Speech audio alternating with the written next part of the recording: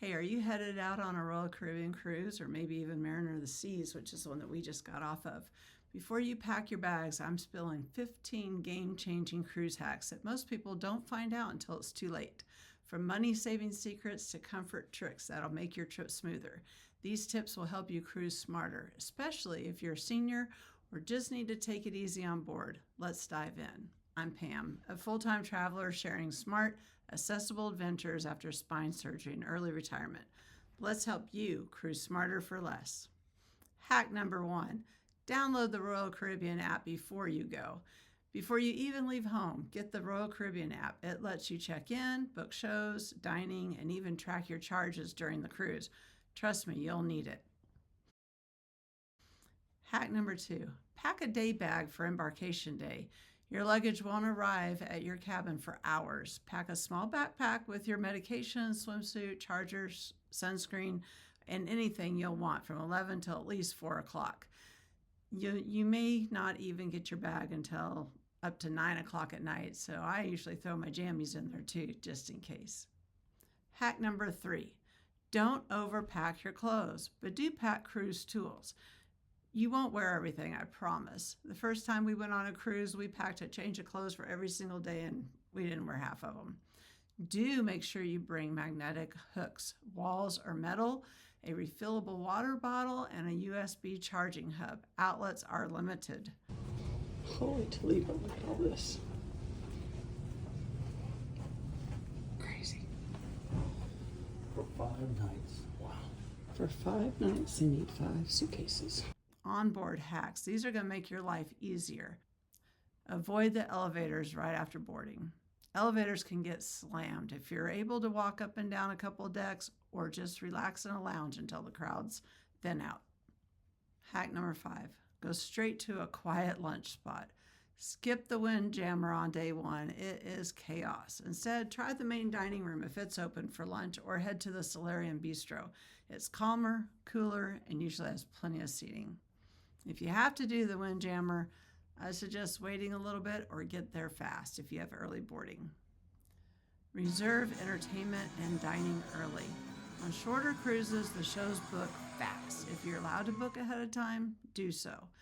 If you want to do any specialty dining, you should probably book that before you even get on the ship, but especially the first afternoon because it will book up. Bring a lanyard or a card holder. You'll need your SeaPass card constantly. You'll need it at doors, the bars, casinos, shows. You'll want to wear it on a lanyard or clip it onto your phone. You'll need it all the time. This is how you pay for everything, and you have to have it to get on and off the ship too. Hack number 8, order more than one entree at dinner. If you're not sure if you like something but you want to try it, guess what? You can order more than one. If you don't like it, don't eat it. You're not stuck with just one choice. If you want to try both the steak and the pasta, go for it. It's included. Just let your server know. Hack number 9, the Promenade Cafe is open 24 hours a day. Midnight munchies, head to the Promenade for pizza, sandwiches, cookies, or coffee, no charge. Hack number 10, Solarium, the best adult-only chill zone. The Solarium is for either 16 or 18 and up area only. It has shaded loungers, soft music, whirlpools.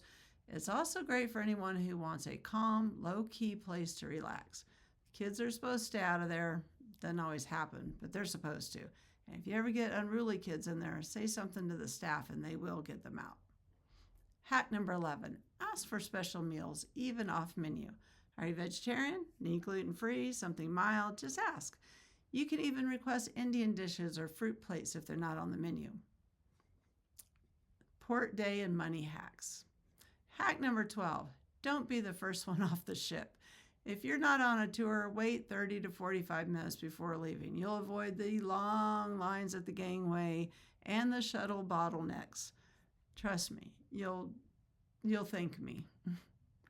Hack number 13, skip the internet package unless you really need it. Cruise Wi-Fi is expensive and slow. Download your books, shows, or maps before you sail, or if you can wait and check email in the port cafes with free Wi-Fi. Almost every bar or little cafe at the port has free Wi-Fi. Just ask them. Hack number 14, Use casino tricks for free drinks. Even if you don't gamble, if you sit at a slot and play slow with a small budget, servers will often bring you free drinks, especially on sea days. Doesn't always happen, but they will. Hack number 15. Want a deal on your next cruise? Check the onboard cruise desk. Sometimes booking your next cruise while on board gets you extra perks or reduced deposits. You don't even have to pick a ship or a date. Those are 15 cruise hacks I personally use every time I sail the Mariner of the Seas or any Royal Caribbean ship. Which one surprised you the most? Drop a comment below and let me know what tips you swear by. Next up, I'm covering the biggest cruise mistakes to avoid on Mariner of the Seas or any Royal Caribbean ship. And don't forget to like and subscribe so you don't miss the next port adventure. See you on board.